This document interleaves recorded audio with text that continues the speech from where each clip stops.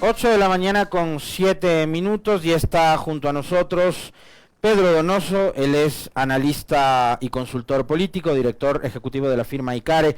¿Cómo está, Pedro? Buenos días, bienvenido. De entrada le quiero plantear, como para ir además conversando poco a poco y desarrollando esta charla, empezar por los números que han presentado algunas firmas en los últimos días y que tienen que ver con la desaprobación que tiene el presidente Lasso y su gestión con respecto de la opinión ciudadana, ¿no? Hay quienes sostienen que el presidente, apenas 1 de cada 10 ciudadanos en el país aprueba la gestión del presidente. Ha habido, digamos, cifras que le dan números un poco mayores, que son un poco más generosas, pero en términos generales, a su criterio, viendo las últimas encuestas y los últimos estudios de opinión, Guillermo Lasso y su gobierno, ¿cómo cierra este 2022? Bienvenido, buenos días. Gracias, Alexis, por la invitación. Cierra finalmente con números muy bajos, al igual que la Asamblea, al igual que el Consejo Nacional Electoral, al igual que el Consejo de Participación Ciudadana. Es decir, digamos, hay una baja valoración positiva, ¿no es cierto?, de parte de la ciudadanía a los estamentos públicos, ¿no es cierto? Nosotros nos basamos específicamente, por ejemplo, en la encuesta de perfiles de opinión de mediados de noviembre.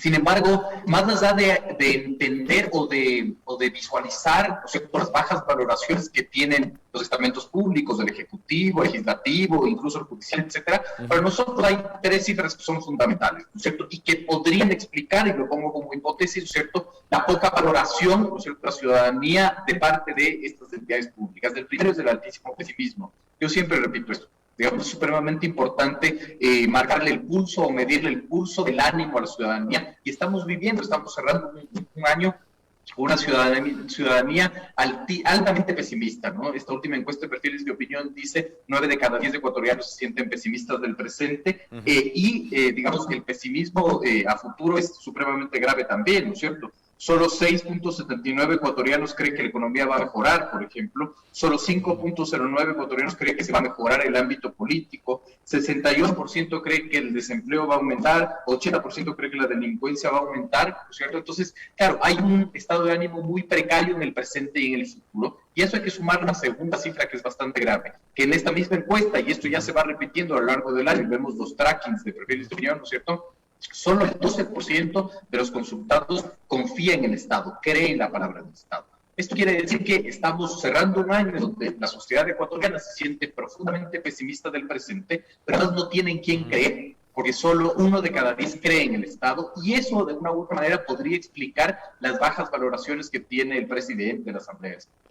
Sí, yo en el arranque quiero ser muy franco y muy sincero, me ganó el sesgo, porque la verdad es que las cifras negativas no únicamente golpean al presidente Lasso o a su gobierno, sino que golpean, digamos, como decía Pedro en su primera respuesta, a varias instituciones públicas, la Asamblea, la Justicia, incluso ahora que estamos viviendo ya una etapa preelectoral, la misma función electoral está con números y cifras negativas con respecto de su gestión. Pero hay una palabra que mencionó Pedro Donoso ahora, de la cual además yo recuerdo alguna de las últimas charlas que mantuvimos con Pedro, es el tema de la desconfianza.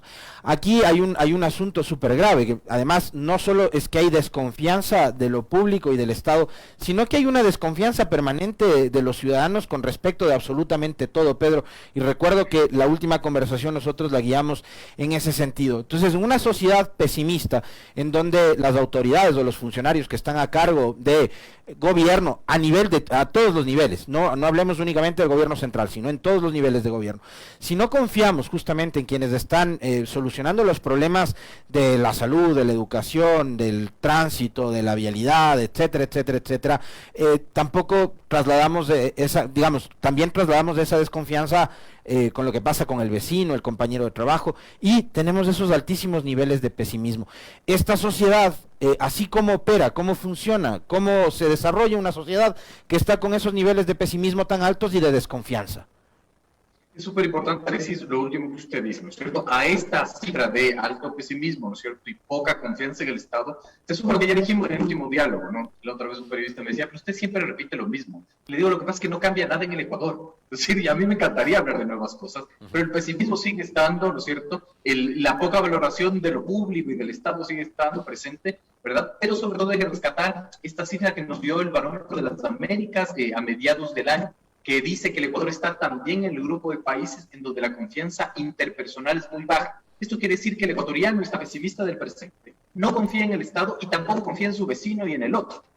¿Qué es lo que sucede, para responder su pregunta, qué es lo que sucede? ¿Cómo avanza una sociedad? Hay que entender que las sociedades tienen conflictos naturales, ¿no es cierto? Es decir, las tensiones es algo absolutamente normal dentro de las sociedades y esas tensiones tienen que encontrar una válvula de escape. Cuando hay un Estado fuerte y un Estado creíble, ese Estado se convierte, ¿no es cierto?, el que administra las transacciones, dicen los sociólogos políticos, ¿cierto? Es decir, la razón de la creación del Estado, porque nosotros nos organizamos alrededor de un Estado, es porque le damos al Estado, ¿no es cierto?, la obligación de hacernos fácil la transaccionalidad de la vida. ¿Qué quiero decir con esto? ¿No es cierto? Que si yo tengo un problema, ¿verdad?, no voy, mato al vecino o me doy a golpes con el vecino, sino recurro finalmente al Estado para que el Estado, ¿no es cierto?, le diga al vecino que yo tengo un problema con él y nos ayude a solucionar ese problema. Eso facilita la transaccionalidad. Y a mí lo que me ayuda el Estado, ¿no es cierto?, es a entender que si, por ejemplo, en un Estado de Derecho yo mato al vecino, el costo que yo pago por matar al vecino es muy alto, finalmente. Por lo tanto, yo prefiero acudir al Estado para que resuelva esa tensión social. ¿Qué es lo que sucede cuando hay poca credibilidad en el Estado y cuando hay poca credibilidad en el otro? Que no es que esas tensiones desaparecen, sino que algo va a tener que ayudar a resolver esas tensiones, esa válvula de escape, y usualmente es la violencia. Ahora, todo esto, Pedro, ocurre en una etapa, como decía yo hace un momento, que es preelectoral. Y quisiera conversar con usted con respecto de lo que fue también una charla que sostuvimos hace algunos días acá con el también consultor político Osvaldo Moreno. Y él decía, con todo este escenario tan conflictivo y con esos números en negativo que tiene no solo el presidente Lasso, su gobierno, sino la política en general en el Ecuador, ir a una consulta popular termina siendo un suicidio, decía Osvaldo.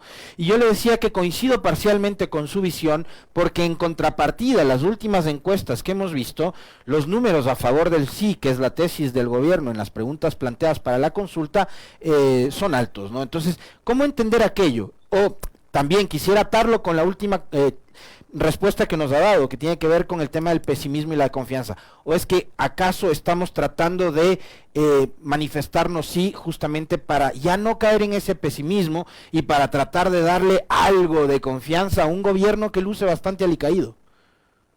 Pues yo concuerdo que una consulta popular en sí mismo es un altísimo riesgo por dos razones, ¿cierto? Primero, por el proceso que involucra, ¿no? Porque además también hay que analizar siempre el contexto, es decir, están convocándonos a las urnas para votar una consulta popular sobre ya un proceso electoral, es decir, es un proceso electoral sobre otro proceso electoral. ¿Por qué esto es grave? Porque ya conviertes así ya ¿no es cierto?, en la tarima en la que se va a construir incluso el proceso electoral en las seccionales. No, los candidatos a las seccionales van a tener que tener una postura a favor del sí, a favor del no, y convierte finalmente a la consulta popular en el gran botín de otro proceso electoral, ¿no? Entra en la zona de funcionalidad, decimos nosotros desde el gabinete estratégico que yo dirijo, ¿no? Entonces, desde ahí ya tienes un gran riesgo, y el segundo riesgo es lo que pueda, digamos, resultar de la consulta popular, y ahí yo creo que hay dos elementos que hay que analizar, ¿no es cierto? Es decir, si el gobierno pierde, ¿no es cierto?, su desgaste a su capital político va a ser mucho más profundo, pero no creo que pierde tanto como si gana, ¿no? Y usted me va a decir, este señor está loco, pero no necesariamente, es decir, el gobierno lo que está haciendo, por lo pronto, por lo que vemos, es girando alrededor de la consulta popular los problemas de la ciudadanía. Así es. Quiero volver a las cifras de perfiles de opinión. La primera vez en la vida que yo leo encuestas, voy haciéndolo 15 años, que el 60% de los consultados reconocen en un solo problema, un problema principal suyo. Nunca antes ha existido, y ese problema es la inseguridad. 60%, dice la encuesta de perfiles de opinión, reconoce la inseguridad como el principal problema que tienen que resolver. Usted va a decir, eso es una obviedad, todo el mundo lo sabe. Sí, pero digamos, científicamente es la primera vez que se concentra tanto en un problema. Entonces, si ese es un problema, todo lo que el poder político emane y sostenga como solución va a exigir que al día siguiente de que gane el sí, el problema de la inseguridad se resuelva. Y el problema de la inseguridad no se va a resolver de aquí a 5 años, a 10 años. Peor si no existen políticas públicas, ¿no? Entonces, el grave riesgo que tiene el gobierno es no solo perder, sino también ganar y generar la expectativa, y una alta expectativa, entendiendo que la expectativa es el peor de los enemigos de un político, ¿no es cierto? Porque la gente va a creer que él sí va a resolver los problemas de la seguridad y sí no va a resolver los problemas de la seguridad. Pero hay algo que yo he identificado, Pedro, no sé si va a coincidir conmigo, pero esto es algo que he identificado en varios escenarios en lo que va de este gobierno, y es que han hecho, digamos, todo lo posible, es casi como un juego de ajedrez ¿no? De tomarte todo el tiempo necesario como para llegar a una jugada maestra, ¿no? Digamos, el último gran ejemplo para tratar de graficar mejor o argumentar mejor este cuestionamiento mío es el de las protestas de junio.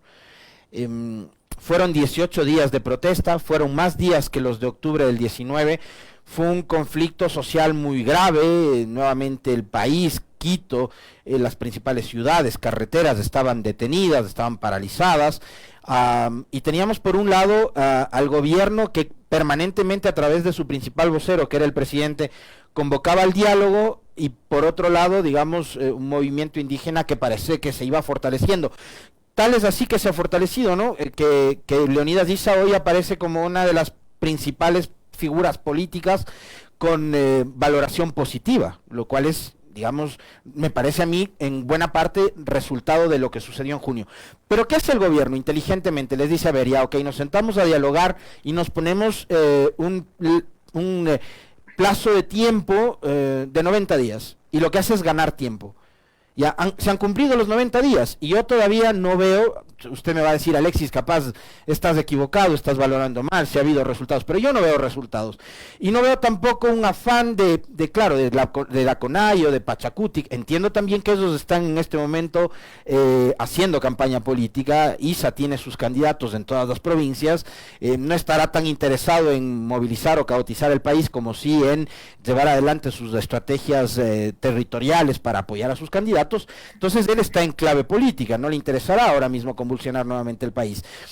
Entonces ganó tiempo el gobierno y tiene a la CONAIE congelada, ganó tiempo. Ahora, está ganando tiempo con el tema de la seguridad porque le traslada a la Asamblea también la resolución de estos conflictos. Les ha dicho, ustedes no me aprobaron las leyes que les he pedido, les mando una nueva reforma constitucional y deciden irse de vacaciones, así que mi apuesta es la consulta, y con la consulta gana tiempo, porque implementar esa consulta también va a tomar tiempo. Entonces, parecería que al gobierno no le interesa tanto resolver estos problemas que usted ha dicho son los principales, son los primordiales que ahora tiene la gente en su gran mayoría, pero que no se resuelven y tienen que ser resueltos ya. Entonces, ese ganar tiempo al gobierno, a mí me da la impresión de que le ha ayudado y mucho, y que van a seguir en esa lógica. Lo que pasa es que en política, digamos, en estrategia, si tú optas por ganar tiempo, el ganar tiempo no es una estrategia, es una acción. Es decir, el ganar tiempo tiene que ser para algo. Pero si el ganar tiempo es solo para ganar tiempo, ese tiempo se va a acabar, ¿no? Junio no es más que una extensión de lo que pasó en octubre del 19.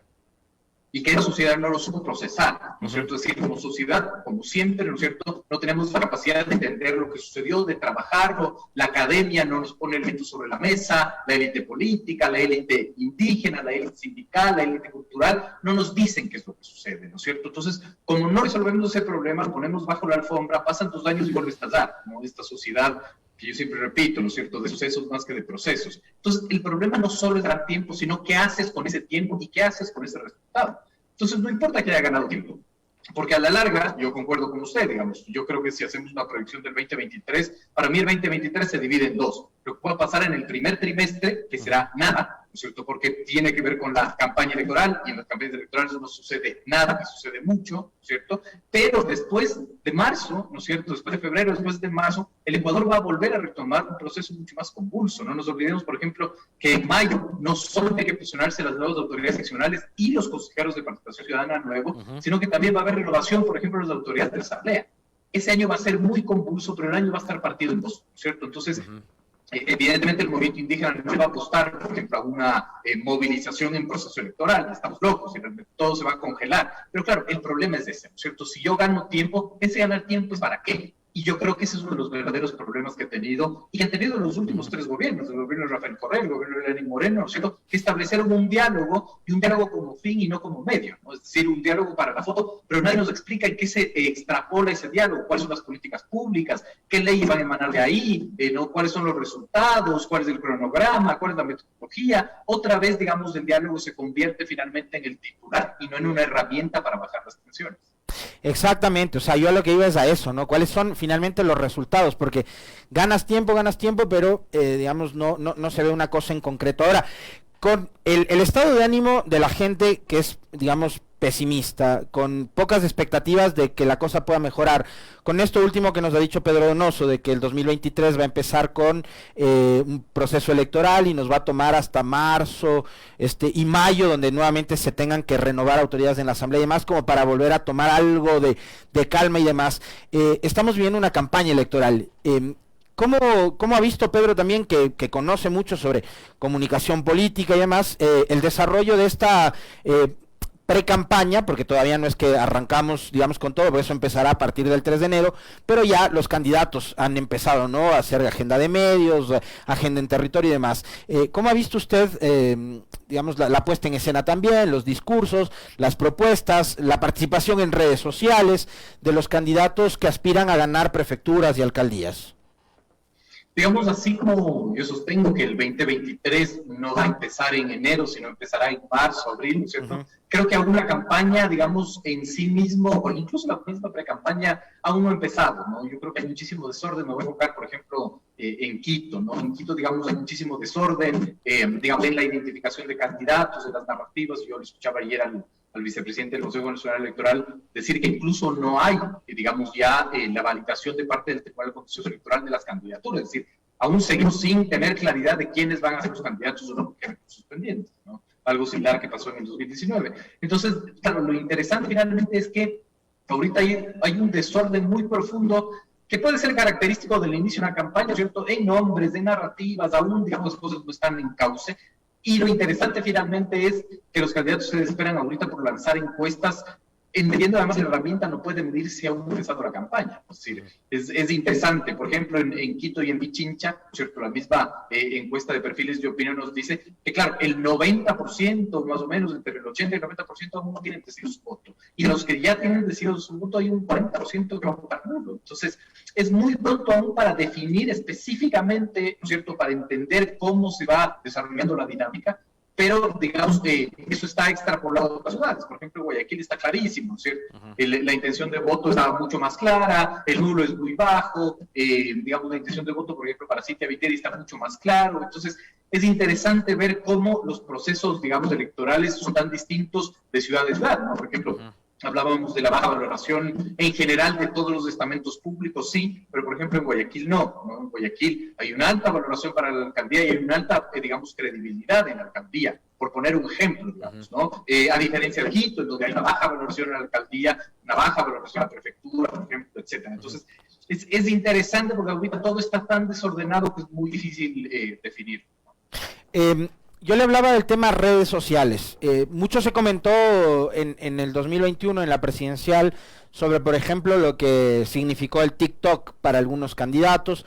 Hay quienes trataron digamos, de reducir la participación de Hervas, por ejemplo, al TikTok, o el tema de los zapatos rojos del presidente Lasso.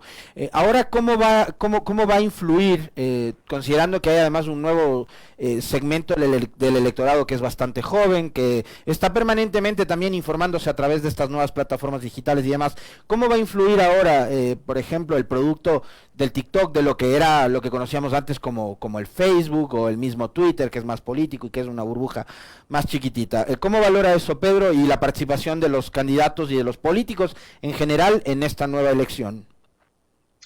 Yo creo que en el Ecuador, como yo creo que la región, incluso sí tendemos a sobrevaluar lo que significan las redes. Las redes son sin duda un recurso supremamente importante, pero no son todo, ¿no? Es decir, nosotros no somos ni Estados Unidos ni Europa, finalmente, en donde la penetración e incluso el acceso a Internet es muy profunda, no lo somos. Creo que es supremamente importante, sí, para hacer una circulación de mensajes. Yo creo que ganas mucho más en reconocimiento al candidato que en intención de voto, por ejemplo, ¿no? Es decir, no es lo mismo.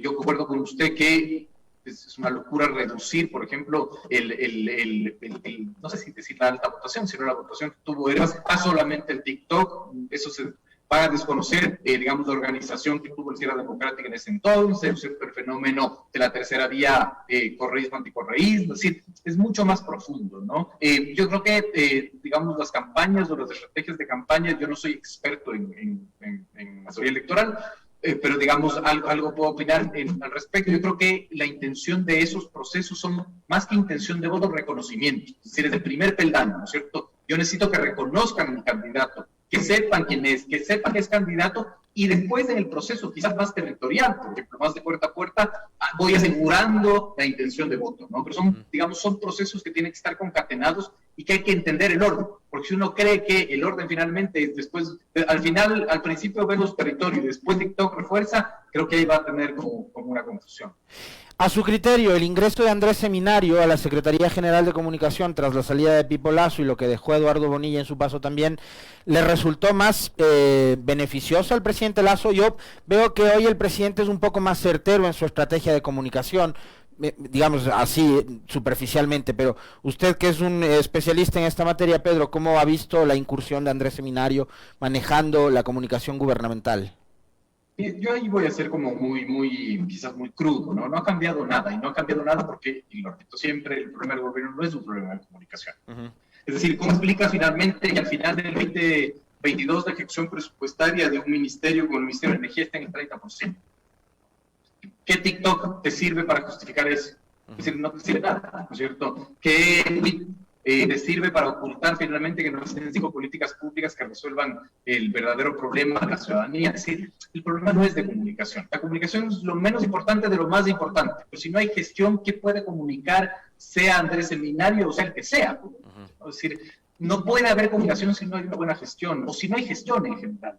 Yo creo que no hay una gestión clara. Quizás ha empezado a encaminarse con más claridad la construcción de una identidad, y en eso sí podemos reconocerlo. Es decir, yo no puedo estar en desacuerdo, pero por lo menos ya empieza a haber una identidad, y vemos a un Guillermo Lasso en todo evento público, o la mayoría, con una gorra de los militares, con una gorra de la policía, lo que quiere, digamos, posicionarse la idea de la mano dura, ¿no es cierto?, de la mano de resolver el problema de la delincuencia, etcétera, etcétera, etcétera. Quizás están haciendo esfuerzos por identificar la identidad, pero una identidad no se va a alimentar si no hay una gestión que le dé molde finalmente, ¿no?, que le dé figura. A la larga sigue la identidad siendo supeditada, por ejemplo, a las disputas, digamos, lógicas de la aplicación del poder. Por ejemplo, ¿no?, un gobierno que decide aumentar $25 el salario básico unificado sin ningún criterio técnico. No hay ningún criterio técnico. El criterio técnico es que yo ofrecí subirlo en $500, así que voy subiendo $25 al año, cosa que no es un criterio técnico, ¿no? Entonces, puedo decir que están quizás ayudando a construir una identidad, pero eso no va a resolver los problemas que tiene el gobierno de gobernabilidad. Pero hay algo interesante que usted menciona, yo lo comentaba el otro día en el espacio de opinión, que tiene que ver con el uso de la gorra. Y a veces también la política echa mano muy seguido en estos productos comunicacionales de las cosas que son simbólicas. Por eso yo mencionaba hace un momento también con respecto a la campaña del 2021 el uso de los zapatos rojos. Hoy viene con el uso de la gorra, ¿no? La gorra del GIR, la gorra de las Fuerzas Armadas, de la Armada, del Ejército, etcétera, etcétera. Y a la par, con el uso de la gorrita y la vinculación que eso puede generar entre el jefe de Estado y la fuerza pública, y este contexto de inseguridad que está viviendo el país, hay el uso de la palabra liderar, ¿no? Yo ahora en cada copy, en cada publicación, en cada post del presidente o del gobierno, veo la palabra liderar. Entonces, están construyendo una imagen que no le había acompañado antes al presidente Lasso. Pero más allá de eso, de lo discursivo, de lo retórico, Pedro, ¿puede generar, digamos, algún sentimiento adicional de emoción en la gente, o eso queda únicamente ahí, se diluye con lo líquido que termina siendo las redes sociales? Más que diluirse con lo líquido de las redes sociales, estamos en un momento tan grave de la situación del Ecuador que ya finalmente que empieces a hablar de los planes, del financiamiento, de lo que vas a hacer, ya no funciona, porque la gente ahorita ya necesita la resolución inmediata de sus problemas. Si la gente te dice, ya no me cuente cuánto le va a dar a la policía para resolver, quiero que dejen de matar en la calle, quiero que me dejen de robar en la calle, ¿no es cierto? Quiero que la UPC, que está a 400 metros, ¿no es cierto?, evite que me asalten. Yo creo que ya estamos en un momento tal de desesperación que la gente ya no necesita que le cuentes del proceso, sino que necesita resultados inmediatos, ¿no? Necesita, digamos, lo que en criminología mediática incluso se llama la causalidad mágica. Que me digas cuál es la causa, ¿no es cierto? No me expliques nada más, que digas cuál es la causa y que me des la solución, pero que esta solución ya esté, digamos, hecha carne, ¿no? O sea, ya no quiero que me asalten, ya no me expliques que le vas a dotar de chalecos antibalas a la policía, eso ya no me interesa, ¿no? Entonces, creo que ese proceso, ¿cierto?, de posicionamiento en el imaginario, de quizás hablar de liderazgo, ¿cierto?, era importante hace 8 meses o hace 10 meses, ahora ya no.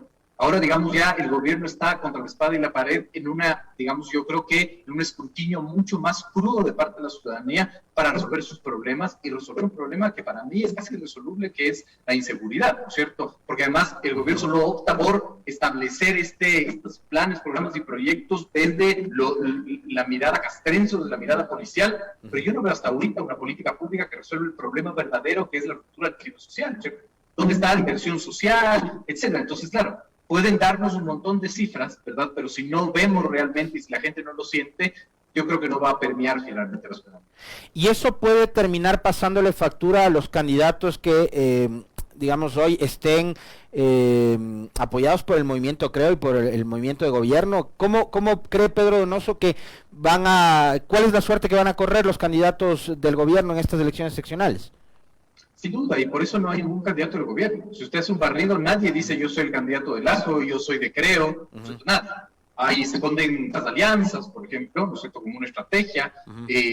Nadie te dice soy el candidato de Creo, y ese es, digamos, es un fenómeno sumamente interesante.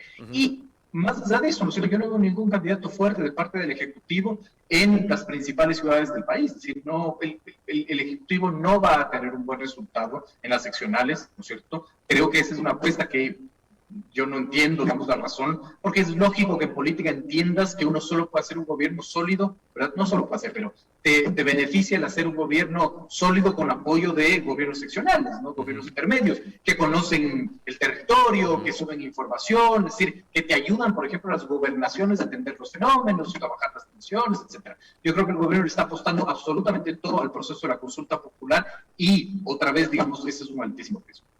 Pero corriéndose el riesgo de perder justamente lo que decía Pedro Donoso, que es el control del territorio a través de quienes hacen política más cerca, ¿no? Prefecturas, alcaldías, etcétera. Con esto cierro porque se nos va terminando el tiempo, Pedro, y como siempre también agradeciéndole por la gentileza de haber aceptado la invitación.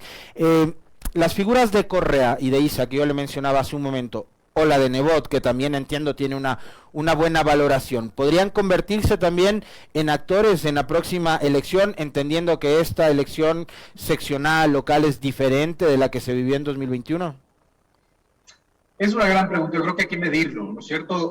Aquí hay que separar, finalmente, es decir, no podemos meter a los tres en un mismo saco, pues eso se lo hace el gobierno equivocadamente, ¿no es cierto? Hay encuesta de perfiles de opinión súper interesante de post-junio, ¿no es cierto?, que te da cifras asombrosas, ¿no es cierto?, justo en Quito y en el Potar, ¿no es cierto? Hay cifras, por ejemplo, que te dicen el gobierno le dejó bajar la gasolina, decretar la emergencia en salud, lo hubiese hecho si el movimiento indígena no se tomaba las calles, 80% responde que no. Es decir, hay que ver muy bien finalmente lo que pasó en junio, ¿no es cierto? Hay que leer las cifras y hay que entenderlo muy bien. Digamos, el proceso del correísmo hay que analizarlo también. Yo creo que hay, digamos, bastiones en donde sí, Manabí es un evidente bastión, ¿no es cierto? Pero Pichincha no creo, realmente es muy interesante analizar, por ejemplo, si bien no es comparable las elecciones nacionales con las seccionales, pero por ejemplo, quién va a cooptar esos votos que cooptó Herbas en lugares inhóspitos, ¿no es cierto? En el sur de Quito, finalmente, donde tuvo altísima votación, quién lo va a captar y cómo lo va a captar. Ahí entra la figura Yunda, ¿no es cierto? Y no sabemos si la figura Yunda es la figura de Isa, no sabemos si están en el mismo partido, pero entonces, claro, es muy complejo como definir cuál puede ser finalmente la influencia de esos tres líderes, ¿no? En otros bastiones no, Manabí es absolutamente claro, por ejemplo, que la figura correísmo va a cobijar a sus autoridades y yo creo que es lo correcto. Ujú. Muy bien, le quiero agradecer infinitamente a Pedro Donoso, consultor político y director de la firma ICARE, por haber tenido la gentileza de aceptar la invitación, y de paso desearle que tenga unas felices fiestas, que tenga un gran año el 2023, a usted y a todos quienes le acompañan en su trabajo. Pedro, un abrazo. Gracias, Alexis. Felicidades a usted y a su audiencia.